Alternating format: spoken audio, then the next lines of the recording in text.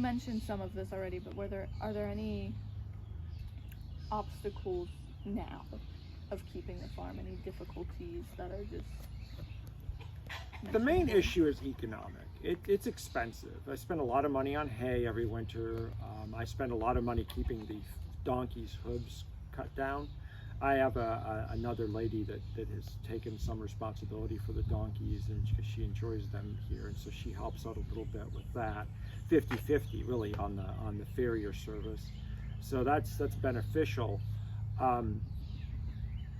Like I said, the chickens kind of pay for themselves. Wash, but I enjoy having them. I enjoy supplying the free-range eggs to my friends. They're better eggs for you than store-bought eggs, in industrial farmed eggs, and so I like being able to provide that to people that are in my circle. I like being the egg man. It's pretty neat. I've got duck eggs now with 3. Oh, 3 really? is the duck. I have 1 duck, and so if anybody wanted duck eggs, that's available as well. Ooh. I've never had duck egg. There's other expenses. They're not as so. Like if I really wanted to do this right for the donkeys, that would be another expense. I need to get some farming implements where I can really dig up this ground, manage the weeds, and grow really quality grass for them. And so those barriers have been obstacles I have not jumped over because they're just, I can't. I don't have the money to do that, to spare at the moment, to be able to do those things. And so I am looking into those things, and you know, if a good harrow comes up, I would buy it, or a spreader or something like that comes up on Facebook Marketplace. But I feel like it's going to cost about $1,000 to get that rolling all together, and I just haven't been able to allocate that funds right yet. Those are the main obstacles. The house is in rough shape as well, and there's always a problem, and then a long time to find a solution, because usually the solution requires expertise that I don't have and money that I have a hard time coming up with. I understand that, especially as a teacher. Mm-hmm. How has the farm impacted like the rest of your life, your daily life, or? It does tether me here. I have to find somebody that can take care of the place if I'm gone. I have to come here to take care of the animals twice a day at least, so I couldn't be gone all the time if I wanted to be. So it impedes travel? Yeah, it hasn't really been a problem.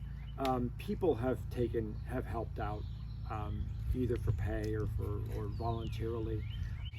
I really like it out here. Like I said, it's a nice little oasis. I do have to get up every morning and feed the chickens. One of the donkeys is elderly and she needs to be hand fed, so I hand feed her.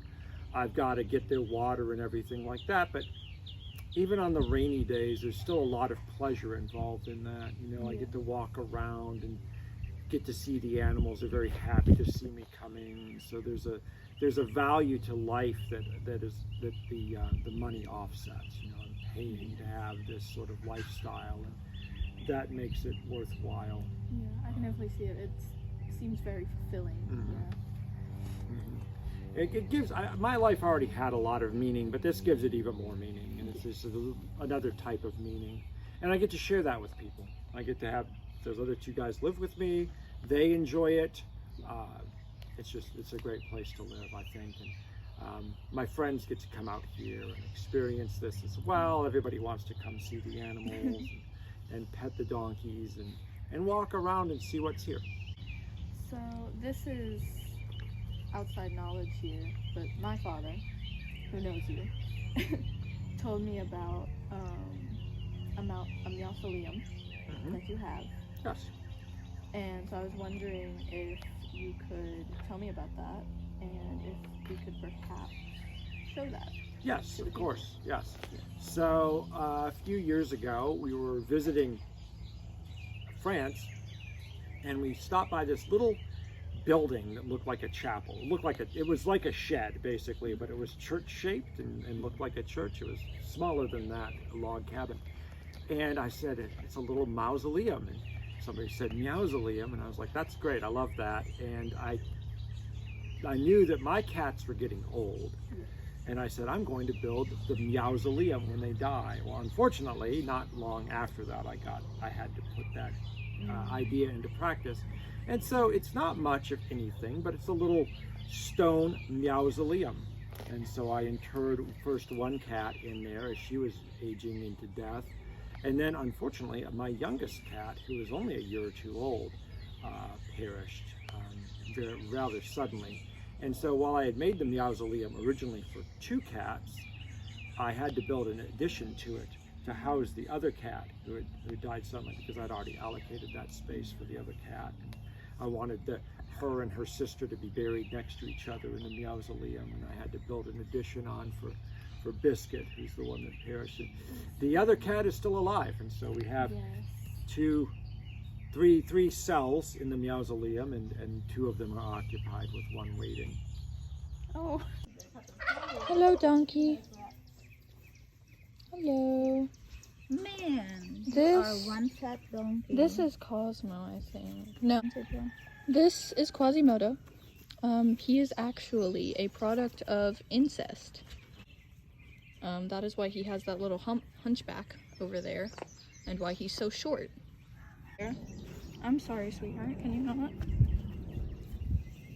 There's a bug right there. I don't know if that's a tick or something. Can you not, please? Thank you. I do not have food. I'm so sorry. I don't like this. Can I not? Hello. This is Cosmo, I think. They are eating me. They are eating me. Oh, wait. I can clap. I can clap. Wait. Mom, come back here. If you hold... Wait, no. They're leaving. Never mind. They're leaving. It's fine. But if you held the phone, I could have clapped. So that would have dispersed them. So, hey. There we go. Heart. She's up. Look at her. Hello, sweetheart. She's so skinny. Oh my gosh. Look at her legs. Oh, hello, sweetheart. As long as she can get up, she'll Yeah. be there. That's a wild turkey. It's a wild turkey. Wild turkeys. 2 wild turkeys. Not bottled. Not bottled. Look at them. Thankfully not coyotes. Very nice.